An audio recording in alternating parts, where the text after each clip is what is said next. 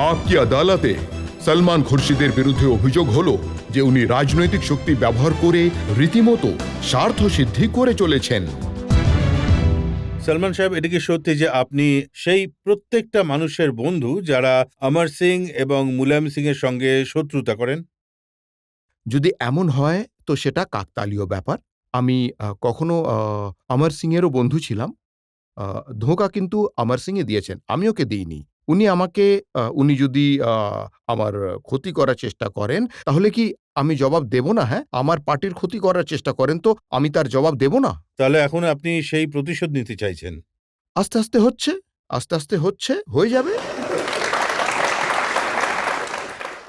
আচ্ছা, এটা কি সত্যি যে আপনি কোথা থেকে খুঁজে অমর সিং এর ভাই অরবিন্দ সিংকে এনেছেন রাজনীতিতে, আর অরবিন্দ সিংকে দিয়ে বলিয়েছেন যে অমর সিং ক্ষমতার দালাল? দেখুন, অরবিন্দ সিংকেও ধোঁকা দিয়েছেন উনি।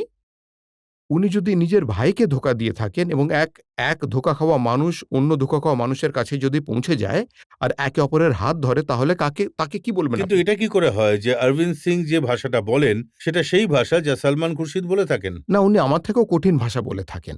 আমি তো ওকে আটকাই। আমি বলি যে ভাইয়ের বিরুদ্ধে এমন কথা বলবেন না। আমি ওনাকে আটকাই। কিন্তু ওনার ভাষা ওনার থেকেও বেশি কঠিন, ওনার মনে হয় ক্ষতটা আরো গভীর। আপনি রাজ বব্বরের মনে আগুন লাগিয়েছেন অমর সিং এর বিরুদ্ধে? দেখুন, রাজ বব্বরের হৃদয়ের মাঝে আমি যে থাকব, এটা তো খুবই কঠিন ব্যাপার। কিন্তু রাজ বব্বরের মনে কেন দুঃখ হয়েছে, এটা তো রাজ বব্বর জানবেন আর অমর সিং জেনে থাকবেন। আমি এটুকু অবশ্যই বলব যে কোনো পার্টিতে যে লড়াই রাজ বব্বর আজ লড়ছেন সমাজবাদী পার্টিতে, এমন লড়াই যে পার্টিতেই হোক তার সমর্থন আমাদের করা উচিত। কারণ এটা কোথাও না কোথাও গিয়ে মিলে যায় স্বচ্ছ রাজনীতির সঙ্গে। রাজনীতি পরিষ্কার হয়ে যায়, শুধরে যায়, স্পষ্ট হয়ে যায়। এর চেয়ে ভালো কি হতে পারে? সলমান সাহেব, রাজ বব্বর তো অ্যাক্টর। সারা জীবন ধরে উনি অন্য কারোর লেখা ডায়লগ বলেছেন, অন্য কারোর ডাইরেকশনে কাজ করেছেন। আপনি ডাইরেক্টর, আর রাজ বব্বর তার মেইন অ্যাক্টর, ড্রামার। দেখুন, রাজ বব্বর অ্যাক্টর আমি মানছি, আর অ্যাক্টরের ভিলেনকে মারা খুব সোজা, এবং ভিলেনকেই উনি বেছে নিয়েছেন নিজেরই পার্টিতে।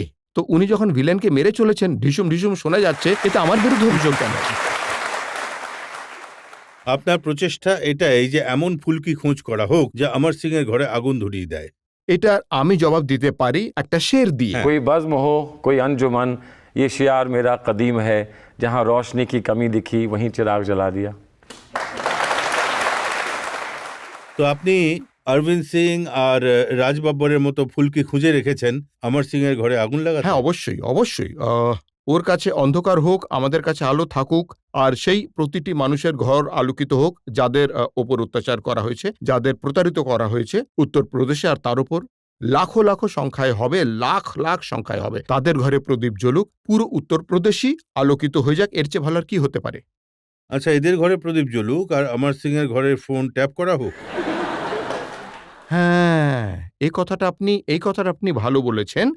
ওর ঘরের ফোন ট্যাপ ওর কোনো বন্ধু করেছে নাকি কোনো শত্রু করিয়েছে? ভাইয়েদের লড়াইয়ে কেউ এখানে ফাঁসে, কেউ ওখানে ফাঁসে। তো এই লড়াইয়ে যদি উনি ফেঁসে থাকেন, তার দোষ কেন অন্যের ঘাড়ে চাপাচ্ছেন? আর দেখুন, এই কথাগুলো যদি করতেই হতো তাহলে ফোনে কেন করেন? আরে কোথাও সামনাসামনি দেখা করে করা উচিত। সলমান সাহেব, উনি বলছেন যে এটা কংগ্রেস পার্টির চক্রান্ত।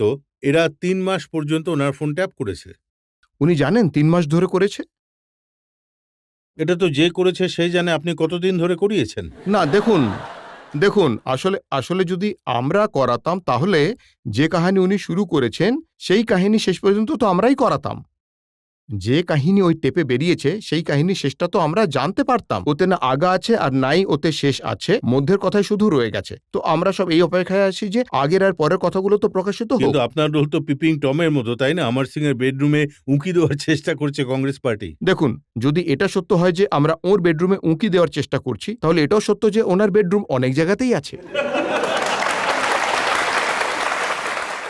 সলমান সাহেব, উনি কখনো অস্বীকার করেননি। উনি তো বলেইছেন, আমি হলাম রসিক, আমি সবার সাথে কথা বলি, হিরোইনদের সঙ্গে কথা বলি, হিরোদের সঙ্গেও কথা বলি।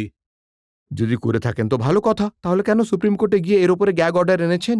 এতই যদি ওনার গর্ব নিজের জীবন নিয়ে, নিজের কৃতকর্ম নিয়ে, তাহলে সমস্ত জনতার সামনে বলুন সমাজবাদীর এটাই হলো, এটাই সঠিক উনি আচরণ। বলেছেন যে উনি যে কথাবার্তা বলেছিলেন তাতে সলমান খুরশিদ কিছু গোলমাল করিয়ে দিয়েছেন। গোলমাল তো উনি পলিটিক্সে করিয়েছেন, নিজে কি করে গোলমাল থেকে বাঁচবেন? যে গোলমাল উনি পলিটিক্সে করেছেন তা থেকে নিজেই বাঁচুন আগে। আচ্ছা, এটা কি সত্যি যখন ওনার ঘরের সামনে বিক্ষোভ হয়, যখন উনি এই ট্যাপিং এর সম্বন্ধে বয়ান দিয়েছিলেন, তো কংগ্রেসের লোকেরা ওখানে বিক্ষোভ দেখাতে যায়, তাদের আপনিই পাঠিয়েছিলেন? কংগ্রেসে আর কেউই নেই, শুধু আমি একাই আছি সবকিছু করার জন্য। অনেক মানুষ আছেন, অনেক শক্তিশালী মানুষ আছেন কংগ্রেসে। ভাই আমি তো এটা দিল্লির মামলা, আমি টেরিটোরিয়াল জুরিসডিকশন মেনে চলি। উত্তরপ্রদেশে যদি এমন কিছু হয়ে থাকতো তাহলে আমি সেটা স্বীকার করতাম যে এটা আমার দায়িত্ব। দিল্লির রামবাবু শর্মাজিকে প্রশ্ন করুন, আমায় করবেন না। পার্টি তো আপনারই। উনি বলেছেন যে একটা পিঁপড়ে মারার জন্য হাতির ফৌজ পাঠিয়ে দিয়েছে কংগ্রেস পার্টি।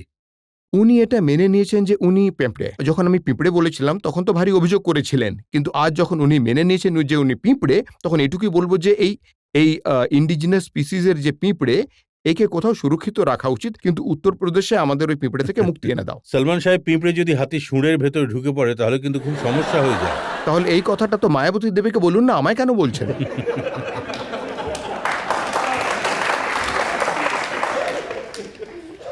যদি আমি পুরো গত 2-3 মাসের ইতিহাস দেখি, উত্তরপ্রদেশে যেভাবে রাজনীতি হচ্ছে, অমিতাভ বচ্চনকে ইনকাম ট্যাক্সের নোটিশ পাঠানো, জয়া বচ্চনের রাজ্যসভার মেম্বারশিপ চলে যাওয়া, রাজ বাব্বরের অমর সিংয়ের বিরুদ্ধে বিক্ষোভ দেখানো, অমর সিংয়ের ভাইও ওর বিরুদ্ধে বিক্ষোভ দেখাচ্ছেন, অমর সিংয়ের ফোন ট্যাপিং করা হচ্ছে, তাই এই সমস্ত কি একটা প্যাটার্ন ইন্ডিকেট করছে না যে কংগ্রেস পার্টি কিভাবে হ্যারাস করার চেষ্টা চালিয়ে যাচ্ছে অমর সিংকে, মুলায়ম সিং যাদবকে, জয়া বচ্চনকে? দেখুন, আমি তো মনে করি কংগ্রেস পার্টি খুবই দয়ালু।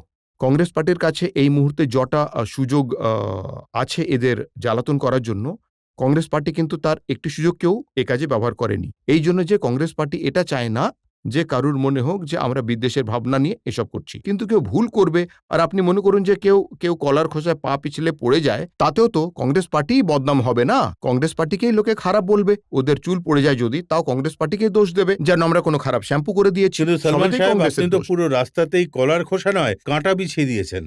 কাঁটা তো আমি বিছিয়েছি, এটা স্বীকার করে নিচ্ছি। ওরা অন্য কোনো রাস্তায় হাঁটুন, যে রাস্তাতে ওরা যাচ্ছিলেন আমাদের জন্য একটা সংকটের রাস্তা ছিল সেটা, সেই জন্য আমরা কাঁটায় বিছিয়েছি। আমরা নিজেদের সুরক্ষা তো করবো, আমরা নিজেদের সুরক্ষা কেন করবো না? উনি তো পুরো মানে 10-15-20টা গাড়ি সঙ্গে নিয়ে চলেন। ওনার কাছে ব্ল্যাক ক্যাটস আর ব্রাউন ক্যাটস আর গ্রে ক্যাটস সব ওনার কাছে আছে। আমরা তো একলা চলি, পায়ে হেঁটে চলি, তো অন্তত কাঁটার আশ্রয় তো নিতে পারি। ওনারা ফুল দিয়ে, মানে নিজেদের জন্য ফুল দিয়ে নিজেদের রাস্তা বানানোর চেষ্টা করেছেন, আমি নিজেদের জন্য কাঁটা বিছিয়েছি।